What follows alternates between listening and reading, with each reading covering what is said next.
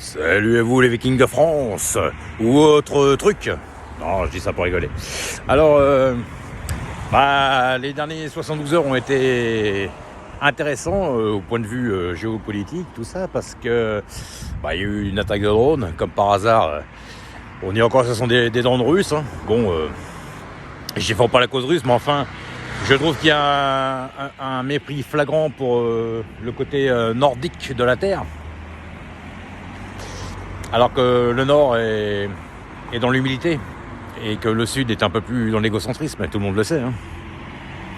Voilà, donc des gens très expansifs veulent faire croire que ce sont des gens un peu plus réservés qui posent problème alors que c'est l'inverse. C'est ça qui m'agace un peu. Donc hier j'ai entendu une vidéo où il disait que il y a des drones qui ont été soi-disant attaqués, pas attaqués, mais surveillés au-dessus du Danemark. Les installations, tout ça. Mais excusez-moi, mais le Danemark, c'est à côté de l'Allemagne, donc c'est quand même assez loin de la Russie. Donc, ou alors où ils ont des drones avec des batteries subatomiques capables de rester chargées pendant au moins une semaine, ou c'est encore une couillonnade et ça a été envoyé par quelqu'un d'autre. Donc moi je pense que de toute façon c'est un pays qui est beaucoup plus proche du Danemark qui l'a envoyé. Et puis qu'on va encore faire penser le chapeau aux méchants russes comme d'habitude. Hein. Voilà. Bon après j'ai pas dit que Poutine c'était un ange non plus, hein, surtout. Mais enfin, j'ai remarqué que les gens ils confondent un petit peu la Russie actuelle avec l'URSS de l'époque. C'est pas du tout la même chose. L'URSS c'était du communisme déjà, exacerbé. Et puis aujourd'hui Poutine c'est plus du capitalisme. C'est un peu plus, entre guillemets, libre. C'est comme la Corée du Sud et la Corée du Nord, c'est pareil. Mais bon, voilà. Avec des comme on dit, des opposés, quoi. Voilà. Ça se contredit de temps en temps. Donc voilà. Et puis là, pour la suite de l'actualité, vous avez encore notre actualité française qui... Voilà. Je ne suis pas spécialement du bord de Nicolas Sarkozy, mais je trouve qu'il y a quand même une injustice flagrante parce qu'il n'est pas le seul à avoir... être trempé dans des choses, quoi. Je veux dire, voilà. Après, quand on a... la tête, quand on a les clés de la tôle, c'est-à-dire qu'on est taulier d'un pays comme la France, avec tous ces opposés, voilà, tout ce qu'il peut y avoir comme tout et son contraire, quoi, je veux dire, voilà. Je cherche le mot, j'ai perdu le mot.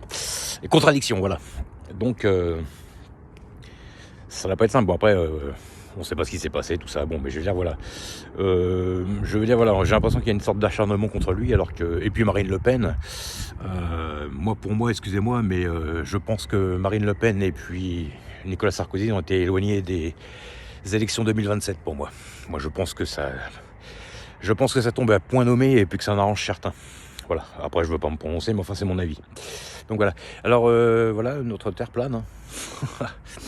Non, mais bon, je sais que de temps en temps je parle de ça, je sais très bien que ça fait sourire le monde, parce que bon, le monde se dit, on est sur un globe ça, mais ça a été martelé dans notre tête depuis des années, mais enfin vous savez, on vit dans un monde énergétique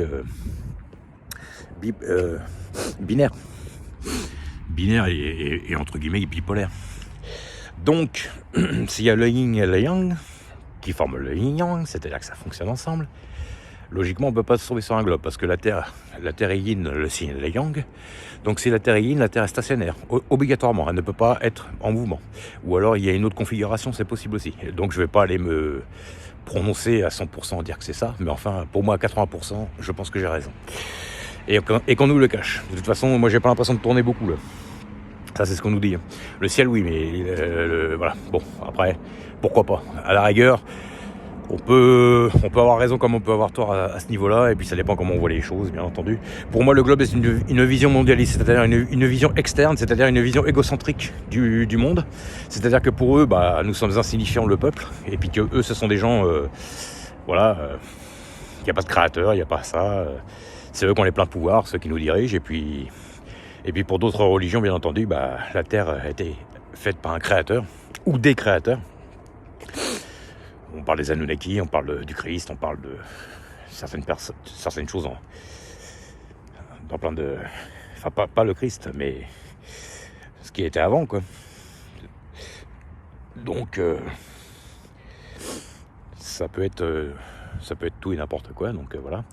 Mais ça se tient, je me suis isolé, un monde comme ça, où le monde est stationnaire, avec une énorme barrière de glace autour, d'accord. Et en haut, vous avez exactement les luminaires qu'il faut pour, on va dire que c'est on va dire que c'est le soleil, et puis là-bas la lune, d'accord. La lune, je tiens à le préciser, comme certains disent, ça sert du plasma qui diffuse en fait par reflet ce que vous avez sur la Terre est reflété sur la lune, et on voit les côtes. Pourquoi pas? C'est pas plus débile qu'une bille bleue dans le ciel, hein. Donc voilà, ça reste encore à prouver, mais enfin voilà. Enfin, on sent aujourd'hui qu'il y a une accélération des choses. On sent que de toute façon, ils veulent empêcher par tous les moyens que certains partis passent. Parce que de toute façon, voilà, il y a des mondialistes et des anti-mondialistes, il y a des européistes et des anti-européistes. Pour moi, en tant que Français, plutôt avec une polarité plutôt à aimer la souveraineté, c'est-à-dire le sol, faire la priorité chez nous, quoi. Je pense que sortir de l'Union Européenne, ça serait une bonne chose, mais enfin, au moins si on n'en sort pas, parce que bon, évidemment, il y a les échanges commerciaux et tout ça, forcément, et puis on est quand même en 2025, donc si on peut pas en sortir, évidemment, on va pas retrouver la France des années 80, c'est pas possible, mais si au moins on n'en sort pas, qu'il fasse au moins des réformes, parce que il y a des choses qui vont pas, voilà, donc voilà, mais enfin pour moi, voilà, comme j'ai expliqué l'autre jour, je ne sais pas s'il y en a qui ont bien compris ce que je voulais dire quand j'ai montré mon damier en forme de yin-yang, mon sablier, que je me prenais pour ma mirma du yin-yang. Non, en fait, c'est pour faire comprendre aux gens qu'en fait, vous avez la politique interne, c'est pour moi un yin-yang face à face, c'est-à-dire qu'il est composé, voilà, ils sont ensemble, ça fonctionne ensemble, le yin et le yang ensemble, c'est-à-dire le yin-yang. Et vous avez la vision yin et yang externe, c'est à l'équilibre aussi, mais c'est à l'équilibre pour l'extérieur. Ça fonctionne ensemble, mais à l'extérieur. Voilà, tout ce qui est à l'extérieur du pays. Donc mondialiste, donc vision mondialiste, vision capitaliste, forcément, hein. Et puis vision souverainiste, vision, il y a aussi du mondialisme, mais plus équilibré. Moi, je la vois comme ça.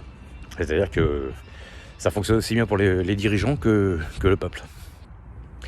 Alors après, les histoires de mondialisme, il y en a qui sont pour, il y en a qui sont contre, il y en a qui sont pour sortir de l'Europe, il y en a qui sont pour rester dans l'Europe.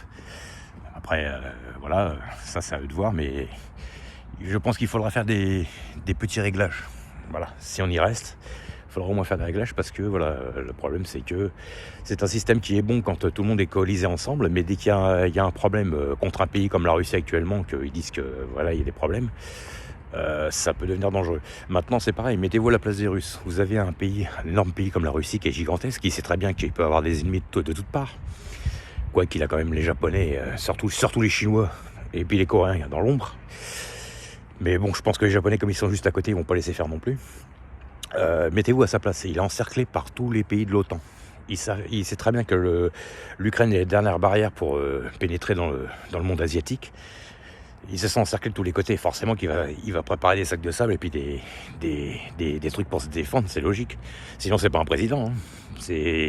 Dans ces cas-là, il n'a plus qu'à... Voilà, hein. Lui, il veut garder au moins ses frontières, et puis ce qui est à lui, il veut le garder. C'est ça que j'aime bien avec lui, c'est que pour moi, il est un peu plus souverainiste que certains, parce que pour certains, il n'y a plus de frontières, il n'y a plus rien, ça appartient à tout le monde. Oui et non, mais moi, ce qui me dérange, c'est que les gens, ils perdent leur identité. Voilà, moi c'est ça. Le déracinement, moi j'aime pas ça. Moi je pense qu'il faut savoir d'où on vient, il faut être comme un arbre qui a une bonne racine. Voilà. Si l'arbre a une mauvaise racine, ça fait comme une tente dans un ouragan, ça ressemble à rien, quoi. C'est plié dans tous les sens, et puis voilà. Donc voilà.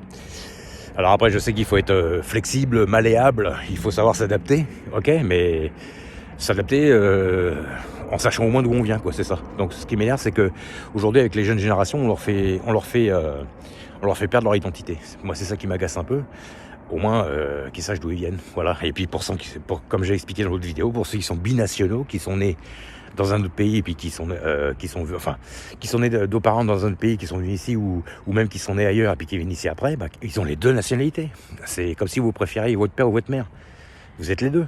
Même si vous avez une polarité un peu plus forte d'un côté, vous êtes les deux. Vous n'êtes pas qu'un seul côté. C'est tout. Hein.